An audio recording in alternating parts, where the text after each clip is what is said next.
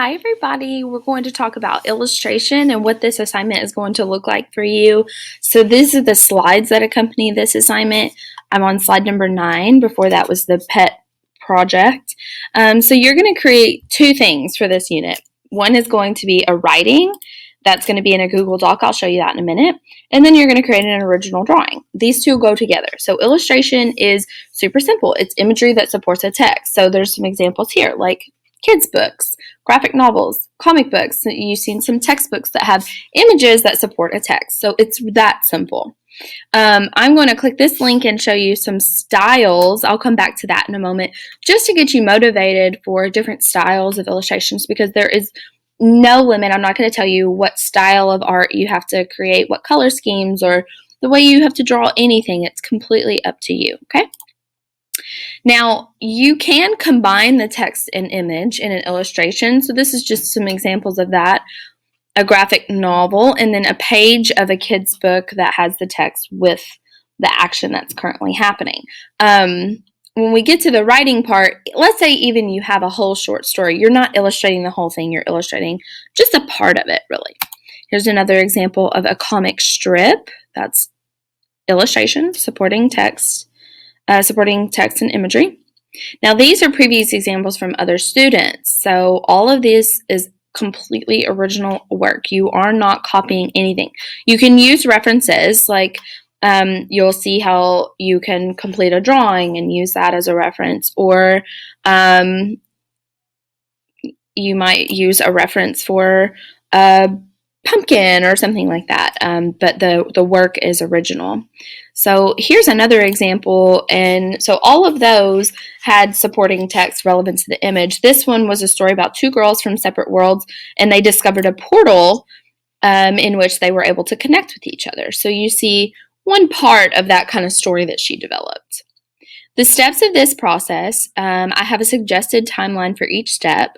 So for the first day, after you watch this video, I want you to brainstorm. So you can take just a blank sheet of paper, grab yourself a pen or a pencil, and I want you to just sketch and write. Don't filter yourself. Whenever you're brainstorming, it's good to just get all your ideas out there. So you might just write some bullet ideas for some text that you have, short stories or whatever, and I'll show you some examples on the document where you're going to write. Or you can create thumbnails where you can draw. So you can edit later, but bullet a list.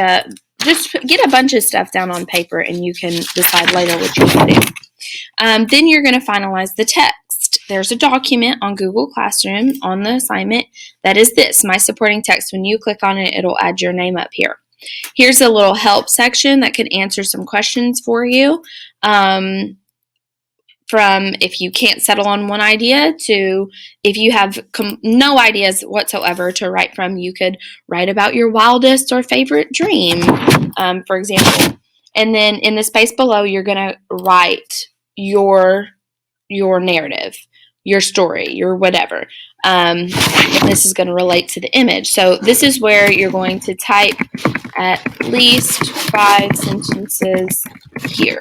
Whenever you go onto Google Classroom, you'll turn this in. I think for you, it's a blue turn-in button at the top. Be descriptive with characters, settings, and actions. So that's the first part of the assignment. You need to do this before you do the image, okay? So that's that. Brainstorm, take a day to do that. The text that I just showed you, take a day to do that. And then you're ready to start going into Pixlr or whatever editing program you're using. And you need to spend about 7 to 10 separate days working on that, for a total of about 10 hours of work on this illustration, because this is going to be a 3-week project, okay? And then you're going to take, on the final day, whenever you've completed the image, then you're going to go post it to Artsonia. And I'm going to have you guys just copy and paste whatever you write here and paste it as your artist statement, okay?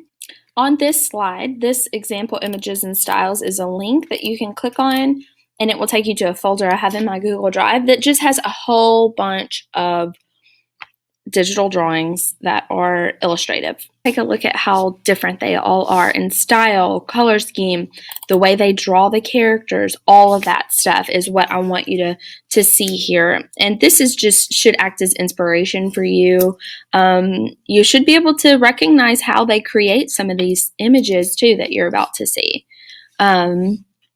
So even through my preview, you can see the variety in all of these. You can just, do you want a light background? Do you want a dark background?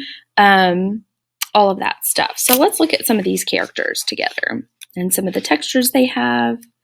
Whoever this guy is, if let's say this is your illustration, you would talk about who is that person? Why they sit on the tree?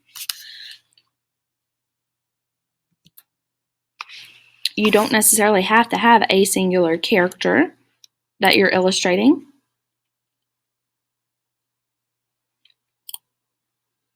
Well, it's actually animated. You don't have to animate your illustration, obviously.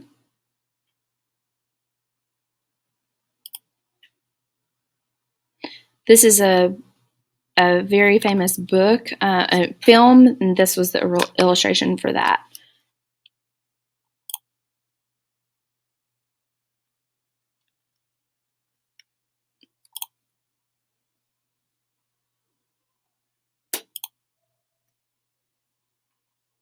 Your writing can be a short story that you've written in the past that you develop. It could be completely original, something that you've created recently, but the main thing is that it is an original story created by you. It could even be a song that you've written. This is an illustration for a TV show, actually. So the image itself may not necessarily tell a huge story, but the fact that it goes along with text, there's an opportunity for storytelling with illustrative imagery. And I don't know that all of these actually do go with a story, with a text. This is, I'm sure a lot of you are familiar with Little Red Riding Hood. This is a full version of something that was shown earlier. This is a common question that people have for this assignment is, can I create an illustration for a writing that already exists? And the answer is no. You can be inspired by something that already exists, but I want the writing to be yours and I want the illustrations to be yours.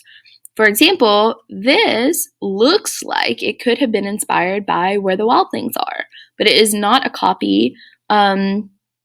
And it could be very similar, but I don't want you to copy someone else's text that already exists.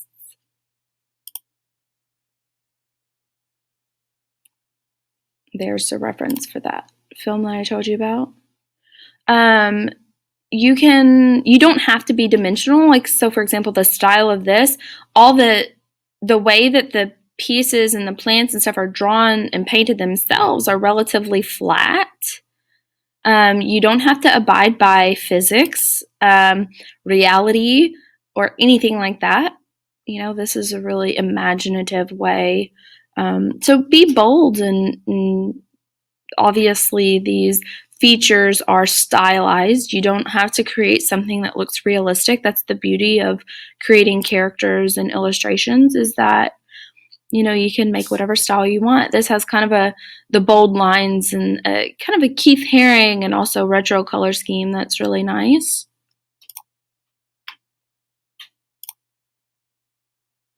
This is something that's a little bit more realistic, which is perfectly fine. If you want to be realistic with your imagery, that's fine.